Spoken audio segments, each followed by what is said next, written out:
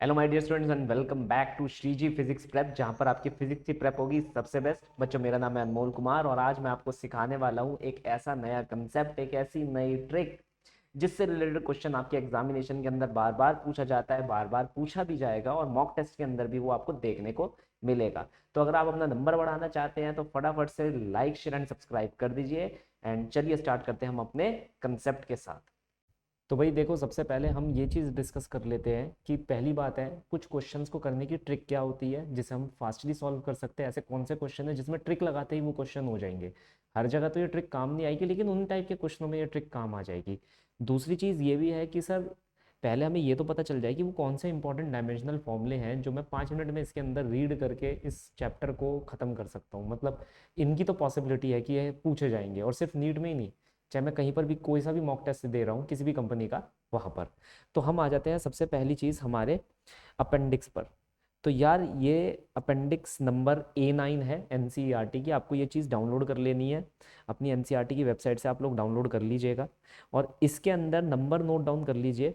जो मैंने रेड में लिख रखे हैं उसका मतलब है वो बहुत सारे मॉक टेस्ट के अंदर और नीट के अंदर एज अ PYQ पूछे जा चुके हैं।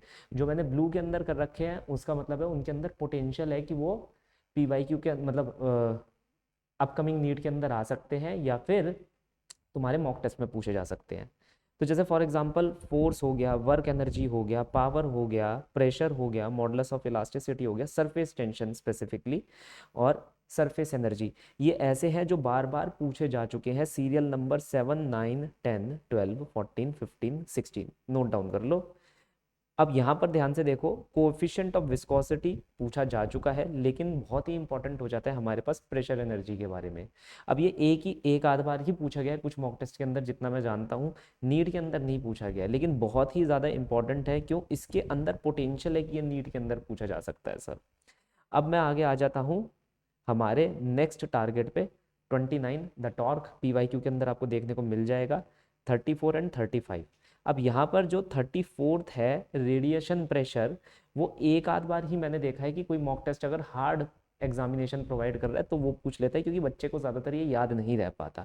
एनर्जी डेंसिटी PYQ के अंदर भी हज़ारों बार पूछा गया, हर मॉक टेस्ट के अंदर पूछा जाता है, हर दूसरे मॉक टेस्ट के अंदर एनर्जी डेंसिटी पूछ लेते हैं। बचा क्या हमारे पास? हबल कांस्टेंट और इंटेंसिटी ऑफ वेव। तो भाई ये दोनों का फॉर्मूला याद रख लेना, क्योंकि नीट के अंदर यहाँ से पूछा जा सकता है अगर कभी भी एग्जाम मॉडरेटली हार्ड होता है तो।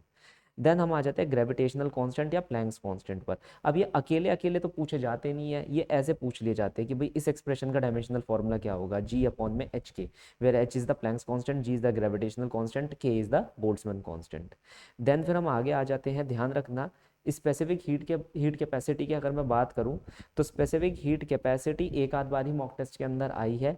तो ये इंपॉर्टेंट हो जाती है from the NEET point of view, क्योंकि अभी ये करंटली सबके मुंह पर चढ़ा हुआ है कि भैया ये पूछना ही पूछना है ना। देन फिर हमारे पास क्या आ जाता है? Thermal conductivity, bulk modulus, Stefan constant, Wien's constant, Boltzmann constant, universal gas constant. ये तो कुछ ऐसे हैं कि भाई तुम्हें याद ही होने चाहिए, है ना, सारे के सारे। तो जैसे ये सारे के सारे कांस्टेंट्स है भाई, ये याद ही होने चाहिए। ये डायरेक्टली पूछ लिए जाएंगे या फिर एक एक्सप्रेशन में पूछे जाएंगे। रेड का मतलब क्या है कि हर एक एग्जामिनेशन के अंदर, मॉक टेस्ट के अंदर आ चुके हैं। तो अगर तुम ड्रॉपर हो तो तुम रिलेट कर पा रहे होंगे, और अगर तुम बिल्कुल न्यूबी गाय हो जो अभी पेपर देने वाले हो, मॉक टेस्ट देने वाले हो, पहली बार पेपर देने वाले हो, तो वो बेटा याद रख लेना कि इन्हें तो तुम्हें याद रखना ही रखना है रेड कलर वालों पर।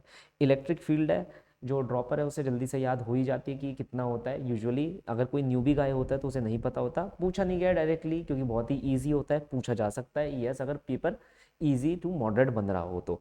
इलेक्ट्रिक फ्लक्स, मैग्नेटिक फ्लक्स के बारे में बहुत अधिक पूछा जाता है और पूछा ही जाएगा, तो इसका आप ध्यान रखिएगा। देन आपके पास इलेक्ट्रिक डाइपोल पूछा नहीं गया है, लेकिन बिल्कुल पूछा जा सकता है। मैग्नेटिक फ्लक्स मैं आपको पहले ही बता चुका हूँ, इसकी जगह इलेक्ट्रिक फ्लक्स ज़्यादातर पूछा जाता है, क्योंकि बच्चे को गॉस थ्योरम से वही याद रहता है, लेकिन आपको मैग्नेटिक का भी पता होना चाहिए। इंडक्टेंस हो गई, पता होना चाहिए। क्यों? क्योंकि बहुत बार पूछा जा चुका है, इंडक्टेंस, कैपेसिटेंस और रेजिस्टेंस। ठीक है। Permittivity constant, permeability constant, refractive index बहुत बार पूछा जा चुका है। ये कुछ आपके पास क्या है, नए कंटेंडर्स आए 77, 78 और 79, इसे आप याद कर लीजिएगा। ठीक है। नेक्स्ट लास्ट पार्ट पर हम आ जाते हैं। क्वालिटी फैक्टर हो गया, पूछा नहीं गया है, पूछा जा सकता है मॉक टेस्ट में भी, ध्यान रखना। मॉडरेट टू हाई लेवल के पेपर के अंदर। Power of the lens, fluid flow rate, capacitive reactance and inductive reactance, इनमें से ये ज़्यादातर बहुत बार बहुत मॉक टेस्ट के अंदर मैंने देखा है कि ये पूछा गया है, तो इसलिए ये आपको याद रखने हैं। अब आ जाते हैं हम ट्रिक पर। भाई हमारे पास क्या होता है कि हमें पता है कि फंडामेंटल फिजिकल क्वांटिटीज़ क्या होती है, डिराइव्ड क्या होती है, तो एक ऐसा क्वेश्चन दे देते हैं जिसके अंदर डिराइव्ड फिजिकल क्वांटिटीज़ ही फंडामेंटल की तरह रोल प्ले कर रही होती है। तो जैसा कि हमारे को दिया गया है कि एनर्जी वेलोसिटी और जो टाइम है यहाँ पर, उसे फंडामेंटल फिजिकल क्वांटिटी पूछा गया है, बोला गया है, और हमसे ये बोला गया है कि सर ये बताइए जो सरफेस टेंशन है in the terms of these fundamental physical quantities, उनका उसका डायमेंशनल फॉर्मूला क्या होगा। तो यहाँ पर जो ट्रिक है वो यही है कि आपको हिट एंड ट्राई यूज़ करना पड़ेगा। आप ड्राइव मत करिएगा, वो बहुत पुराना हो चुका है मेथड। ड्राइव कुछ नहीं करना है, हिट एंड ट्राई यूज़ करना है। कैसे भाई, आपको पता होना चाहिए सरफेस टेंशन का फॉर्मूला क्या होता है। तो एफ अपॉन में L, that is M T minus two, है ना। या तो याद हो या फिर ड्राइव कर लो। अब कोई भी फार्मूला इसमें से जो ये सेम फार्मूला आपको दे दे, सेम फार्मूला अगर कोई दे पा रहा है तो वही ऑप्शन आपका करेक्ट ऑप्शन होगा। जैसे फॉर एग्जांपल मैं ए ले लेता हूँ, क्या है, ई वी की पावर माइनस टू टी की power minus two. E energy हो जाती है M L square T minus two, V velocity L T minus one, and यहाँ पर माइनस टू, एंड टी की पावर क्या हो जाती है माइनस टू। तो M L square T minus two, L की पावर माइनस टू, टी की power plus two, and T की पावर यहाँ पर माइनस टू। जो कैंसिल आउट हो पाएगा उसे मैं कैंसिल आउट कर दूंगा। मेरे पास आंसर आया एम टी की पावर माइनस टू। तो आपने देखा मैंने ऑप्शन ए को चूज़ करा तो मेरा आंसर ही बन गया। ठीक है, हिट एंड ट्राई था, वो मेरा लक था कि भाई मैं ए को चूज़ कर पाया, बाकी आपका लक है। अगर मैं सी से शुरू कर रहा होता या मैं बी से शुरू कर रहा होता तो शायद मैं यहाँ तक ना पहुँच पाता। Is that clear. तो हिट एंड ट्राई आप भी अपनी तरफ से करके देखिएगा। तो अगर आप सी चूज़ करेंगे तो आंसर नहीं आने वाला। अगर आप ये हिट एंड ट्राई टेक्निक सीख चुके हैं तो इसके अंदर लगाइए, कमेंट सेक्शन में लिखकर मुझे बताइएगा कि कौन सा आंसर करेक्ट है। आपसे नेक्स्ट वीडियो के अंदर मिलते हैं एक नई ट्रिक के साथ, एक नई टिप के साथ, जो कि आपकी तैयारी को चार चांद लगा देगी।